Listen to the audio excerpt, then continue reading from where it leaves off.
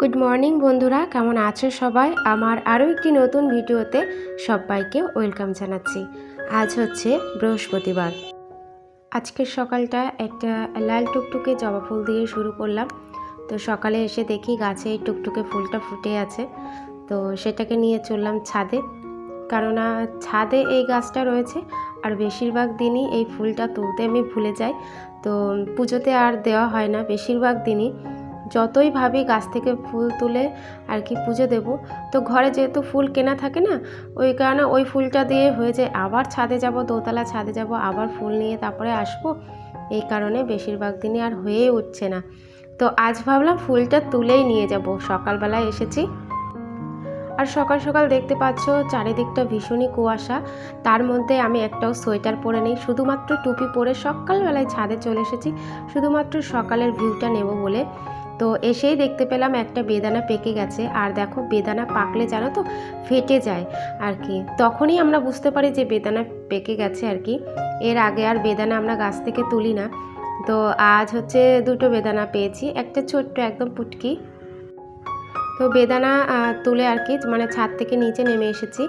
আর এসেই আর কি তার আগে কিন্তু বেশ কিছু কাজ আমি সেরে নিয়েছি, তারপরে গিয়েছিলাম ছাদে। তো এসে গরম গরম এক কাপ চা খেয়ে নিলাম।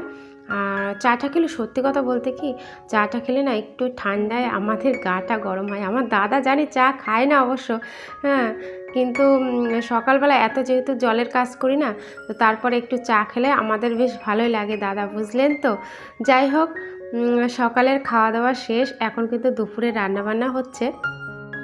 আর গতকালকে যেহেতু মাংস রান্না করেছিলাম, তো তার মাংস যেদিন রান্না করি তার পরের দিন হচ্ছে বেশিরভাগই চেষ্টা করি একদম হালকা রান্না করার জন্য। তবুও কিন্তু মাছ রয়েছে, ঘরে ছিল রুই মাছ। আর সেটা হচ্ছে আজকে একটু কালো জিরে দিয়ে, পেঁয়াজ দিয়ে, বড়ি দিয়ে, হচ্ছে আলু বেগুন দিয়ে পাতলা করে আর কি ঝোল করব। তার মধ্যে আর কি রুই মাছগুলো দিয়ে দেব, মানে একদমই সিম্পল। তো যাই হোক, 5 পিস মাছ আর কি ঘরে রাখা ছিল, তো সেটাই আর কি তরকারির মধ্যে দিয়ে দিচ্ছি। আর সাথে করেছিলাম হচ্ছে কুমড়ো দিয়ে, আলু দিয়ে, সিম দিয়ে আর কি একটা সবজি মতো, অল্পই করেছিলাম। তো এই হচ্ছে আজকের দুপুরের মেনু ছিল, মানে বৃহস্পতিবারের দুপুরের মেনু। তো তোমরা তো ভিডিওটা দেখতে পাবে শুক্রবার। ভিডিওর এত পর্যন্ত এসেও যারা কিন্তু ভিডিওটা দেখতে দেখতে একটা লাইক দিতে ভুলে গেছে, তারা কিন্তু অবশ্যই একটা লাইক করে দিও, সকলের কাছে রিকোয়েস্ট থাকলো। আর আমার রান্নাবান্না শেষ, আজকে একটু কাজগুলো তাড়াতাড়ি হয়ে গিয়েছিল। তো সকাল সকালে আর কি রান্নাঘরটা পরিষ্কার করছি, অন্যদিন বেলা হয়ে যায় রান্নাঘর পরিষ্কার করতে।